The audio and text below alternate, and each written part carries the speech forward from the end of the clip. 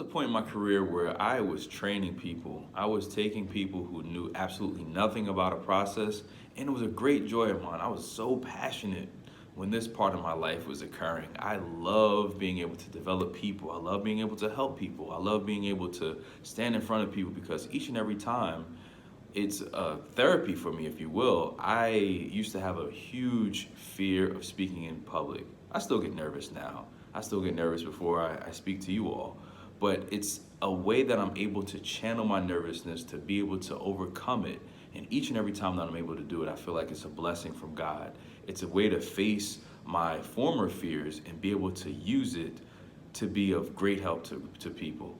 And so in that time when I was training in front of people, walking in front of people, talking in front of people, developing people, it was so much fun. But one of the things I did not like is after every single training class, almost every single training class, there was always one person in particular that when they were presented with a scenario that they knew we went over, they would say, I didn't learn that in training.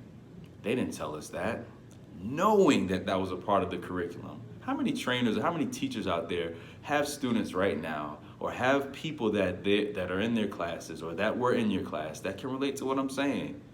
You hate when that happens. You really don't like to hear that because it makes other people look at you like, what were you doing in the class? But one simple fix is they are able to get and speak to other people that were in the class and pretty much poll the class and say, okay, this person is saying that they didn't learn it in training. What did you all learn? What did you all learn? Or take a look at the assessments that we gave out at the end, which speaks to the material that was covered. Was it covered in a concise manner? Did we cover these items? And one of the items up there was the one that they said that they weren't trained in. So it pretty much put a hole in the story for them.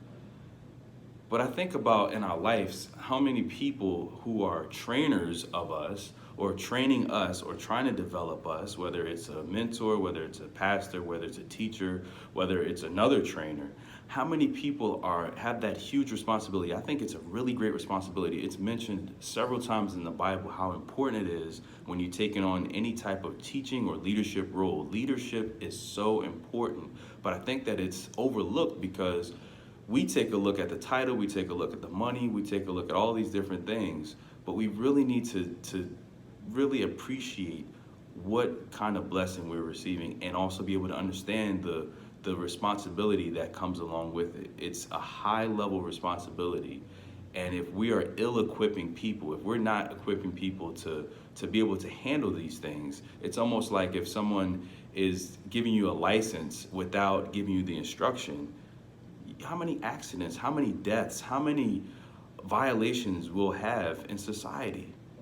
We have to be able to give the people the roadmaps. We have to be able to help them understand, hey, this is what you need to do for your life. Here is how you get to where you want to be.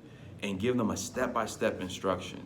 Give them a guide. Be able to follow up. Be able to assess this and make sure that they're understanding. What questions do you have about what we've covered? Make sure that we're showing that level of care. Because if we're taking these positions, we're taking these callings that God has on our lives, and we're taking them lightly, we're hurting the people that we're responsible for. If you're a pastor, if you're a teacher, if you're a president of a company, people need to know that you know what you're doing. People need to know that you're equipping them to be successful, because once they're successful, they're able to also reach back and help other people around them. But they can't do that if we're not equipping them the way that we're supposed to. If we're not taking that time to cover that detail or to be able to gauge the audience and say, okay, I'm losing the audience with this example, or I'm losing them with this concept. Let me pull them in with something that they know. Let's not talk over the people. You have to talk to the level where they are so they can receive it. You have to feed it to them slowly sometimes. Sometimes we're feeding it too fast, and if you eat too fast, you get indigestion. They're going to get indigestion mentally if we're not feeding them properly, if we're not giving them that time to digest it, if we're not sitting quiet, engaging and looking at the nonverbal communication that look that you look when you're confused, like a deer caught in headlights, like, what's going on? I'm lost. And some people may feel a little prideful in saying that I'm lost, but as a teacher, as a leader, we're supposed to see that in that person and say, let me go over that again. Or Is everyone following where I'm going? And even if you get that awkward silence, being able to gauge and say, well, let me use this as an example.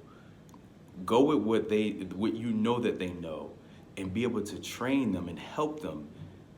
I believe that is going to be the biggest level of success that we'll be able to have in these leadership roles. Please like, comment, subscribe to my YouTube channel. And today's Tuesday. Let's have a terrific Tuesday today. God bless you.